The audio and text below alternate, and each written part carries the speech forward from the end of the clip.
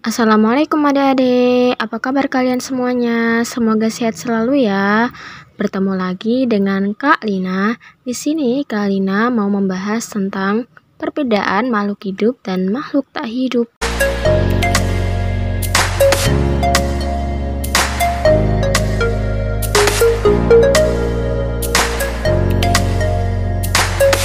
Sebelum belajar, mari kita baca basmalah bersama-sama ya.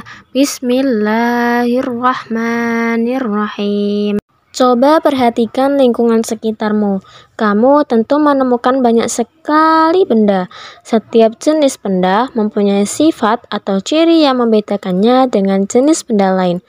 Nah, bagaimana sih cara mengklasifikasikan benda-benda di sekitar kita? Di lingkungan sekitar kita, terdapat banyak sekali benda yang bersifat alamiah, seperti batu, air, awan, matahari, dan lain-lain. Selain itu, ada juga benda-benda di sekitar yang bersifat buatan hasil kerja manusia, seperti mobil, motor, sepeda, pesawat, dan lain-lain. Nah, itu tadi merupakan objek-objek abiotik. Abiotik adalah objek yang terdiri dari benda tak hidup. Abiotik berbeda dengan biotik. Biotik adalah objek yang terdiri dari makhluk hidup seperti manusia, tumbuhan, dan hewan. Nah, manusia, tumbuhan, hewan tentunya mempunyai ciri-ciri umum seperti bernafas, bergerak, memerlukan makanan, tumbuh dan berkembang, adaptasi, peka terhadap rangsangan, ekskresi, dan lain-lain. Nah, kali ini Kak Lina akan menjelaskan ciri-ciri tersebut secara detail ya. Ciri-ciri makhluk hidup. Ciri yang pertama yaitu bernafas. Bernafas merupakan ciri makhluk hidup yang paling utama, di mana makhluk hidup itu menghirup udara yang mengandung oksigen dan mengeluarkan udara yang mengandung karbon dioksida. Pada saat usia manusia remaja dan dewasa, maka dalam kondisi istirahat bisa bernafas kurang lebih 12-20 kali setiap menit.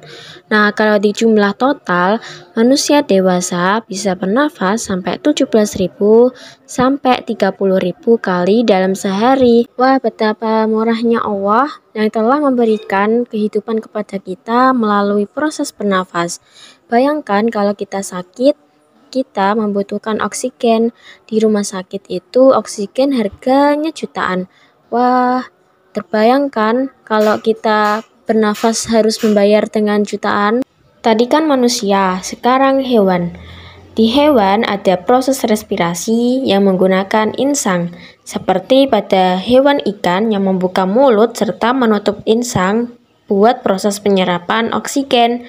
Nah, lalu pada tumbuhan, di daunnya ada pori-pori stomata dan di batangnya ada lentisel. Nah, di bagian itu tumbuhan bisa melakukan proses respirasi atau proses pernafasan. Ciri yang kedua yaitu bergerak. Bergerak dibagi menjadi dua, yaitu gerak aktif dan gerak pasif. Gerak aktif adalah gerak yang dilakukan oleh hewan dan manusia, dikarenakan dapat berpindah tempat dengan menggunakan kaki, perut, sayap, sirip, dan lain-lain. Sedangkan kalau gerak pasif adalah gerak yang dilakukan oleh tumbuhan, di mana gerak pasif ini tidak dapat berpindah tempat ya. Nah, tumbuhan sendiri bergerak dengan mengikuti sinar matahari. Ciri yang ketiga yaitu memerlukan makanan dan minuman. Makanan dan minuman adalah kebutuhan bagi semua makhluk hidup. Makanan memiliki fungsi sebagai sumber energi untuk pertumbuhan dan juga dapat mengganti sel-sel tubuh yang rusak. Sedangkan air atau minuman memiliki fungsi sebagai zat pelarut di dalam tubuh.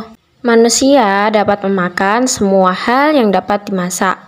Kalau hewan, makan tumbuhan atau daging. Kalau tumbuhan, dapat membuat makanannya sendiri dengan cara berfotosintesis. Ciri yang keempat yaitu tumbuh dan berkembang. Semua makhluk hidup mengalami proses pertumbuhan dan perkembangan. Proses tersebut meliputi tumbuh kembang pada tinggi hingga massa atau berat badan dari kecil sampai besar.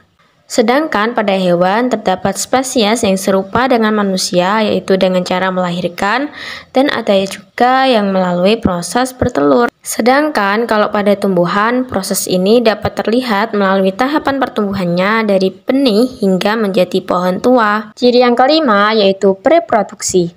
Setiap makhluk hidup selalu bereproduksi atau berkembang biak.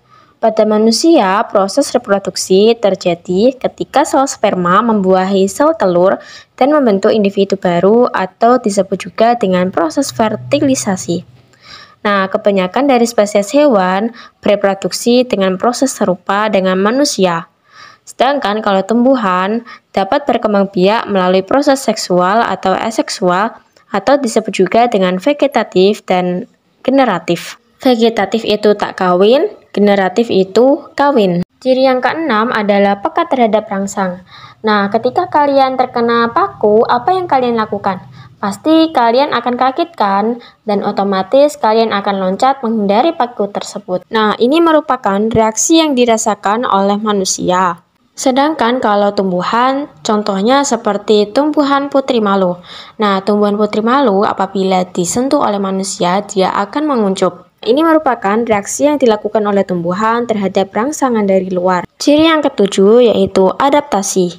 Adaptasi adalah proses makhluk hidup untuk menyesuaikan diri dengan lingkungannya. Adaptasi sendiri dibagi menjadi 3, yaitu adaptasi morfologi, adaptasi fisiologi, dan adaptasi tingkah laku. Adaptasi morfologi. Adaptasi morfologi juga disebut dengan adaptasi bentuk tubuh. Contohnya bentuk paruh pada burung.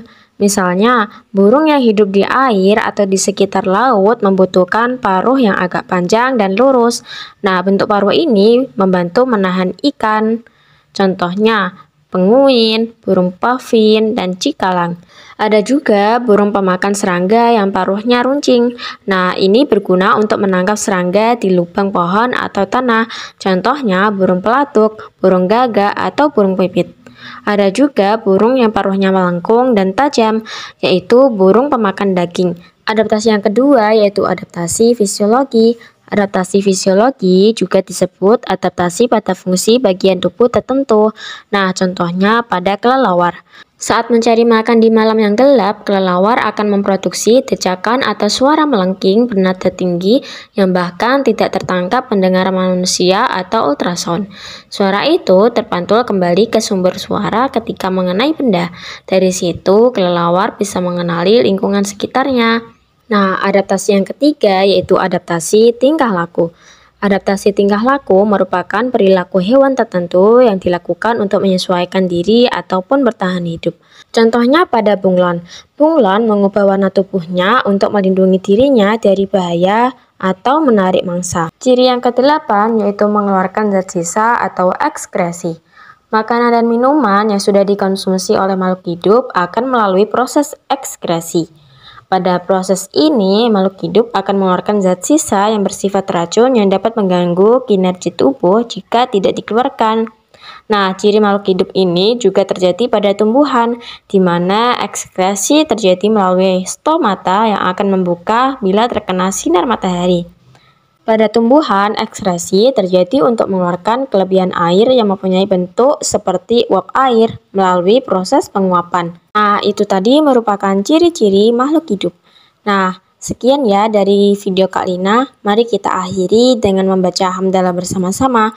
Alhamdulillahirabbil alamin. Semoga bermanfaat ya. Wassalamualaikum warahmatullahi wabarakatuh.